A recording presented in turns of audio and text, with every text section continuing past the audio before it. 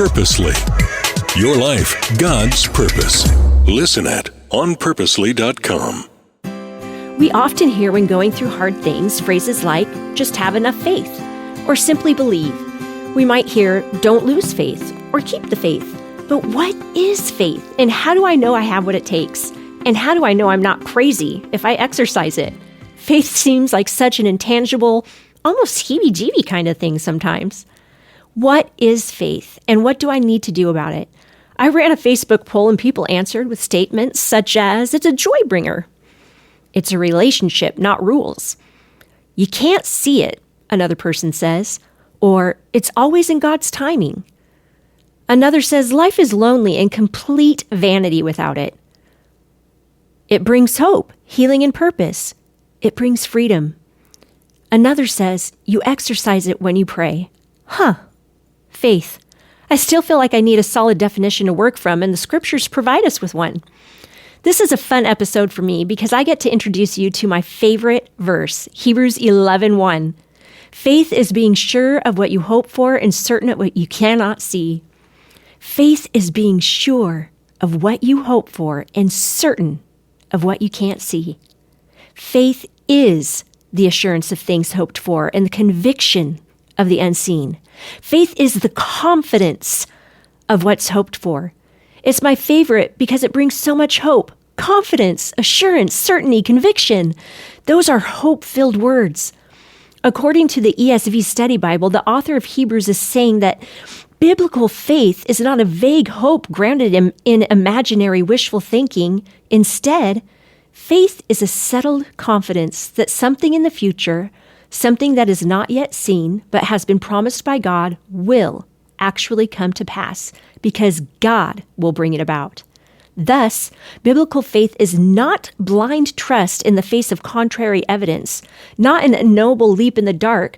Rather, biblical faith is a confident trust in the eternal God who is all-powerful, infinitely wise, eternally trustworthy, the God who has revealed himself in his word and in the person of Jesus Christ, whose promises have proven true from generation to generation, and who will never leave or forsake his own. One of my favorite quotes is by Martha Tennyson, and it says, if you struggle to trust God, it may be because you don't know him. I know him. I trust him. I'm sure of what I hope for and certain of him, even though I can't see him, because he has proven faithful. I love Hebrews 11:1 because sometimes being a person of faith makes me feel like I'm crazy, like God is my imaginary friend that I believe in. Thing is, I know better than that, because I've seen him prove true throughout my life. Nevertheless, because of my instabilities or not enoughness, there's this tension. Then, to add to the angst, I read Hebrews 11:6 that says, without it, it's impossible to please God, and that's scary. I want to please him because I know he's real and not imaginary. But if I doubt, am I failing? Am I not enough? I doubt all the time. Sometimes almost every minute of any given day.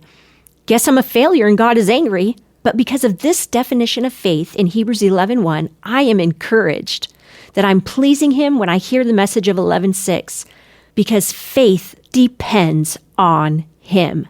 Faith depends on his enoughness. We struggle with faith and how to know if we even have it, if we're willing to admit we have it, or if we struggle with faith and how to know if we even have it, or if we're even willing to admit we have it, because the world has made it so hokey, and because Christians have misrepresented him from time to time. We claim we love Jesus, hear that without faith he's displeased, and then we fill ourselves with worry and dread. Or I do anyway. How do I stay enough? How do I remain in his enoughness? Here's what we know about God in this. His grace is big, and he meets us where we are.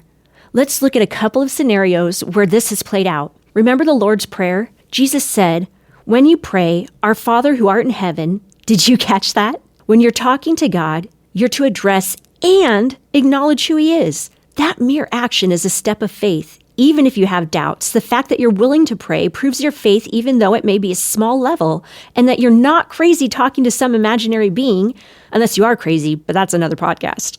Why do I say even addressing him, though the small act that it is enough faith? Because the word tells us that even if we have a mustard seed-sized amount of faith, mountains can move. There's a story of a bleeding woman in Matthew 9. Just then, a woman who had been subject to bleeding for 12 years came up behind him and touched the edge of his cloak. She said to herself, "If I only touch his cloak, that will be enough, and I will be healed." Jesus turned and saw her. "Take heart, daughter," he said. "Your faith has healed you." In other words, your faith has been enough. And the woman was healed at that moment. All she had was the hope of touching him. That's it. It was that small amount of faith that Jesus said healed her. One small action, a touch, perhaps filled with uncertainty, but acted out nonetheless. That was all it took. It was enough. And Jesus said her faith healed her. Here's what I need you to hear. Faith is being sure of what we hope for and certain of what we can't see because of who he is and how he's proven it in our lives time and again. Philip saw it. Moses saw it. You have seen it. And we know we have enough faith when even though we move forward in faith just a little, God meets us the rest of the way. He makes the big effort. Look again at the bleeding woman. All she did was reach out and touch. It was Jesus that healed, stopped what he was doing in the midst of the busy crowd as he was on his way to heal someone else and acknowledged her, then encouraged her that it was her faith that healed her. Amazing. James 4:8 tells us, draw near to God and he'll draw near to you. I firmly believe that if you even take half a baby step, he will run however many zillion miles left that there is at full speed to meet you in that moment. Look how I believe he met my brother. I do believe my brother's with him. I mentioned earlier that I did a poll on what believers wanted people to know about faith. I also asked them why you need to know it and what you should do about it. Here's what they said. So you're not exhausted anymore because he's enough. So you let go and let God, because no amount of what you can do alone is enough. Because action crushes doubt. Obedience is enough. And what do they want you to do about it? Focus on it and the hope it brings rather than life's trials. Have boundaries in life that protect your peace. Stay focused on trusting him, enjoying him and the mission. Pray, Our Father, and start asking questions, real questions. This is how you stay enough.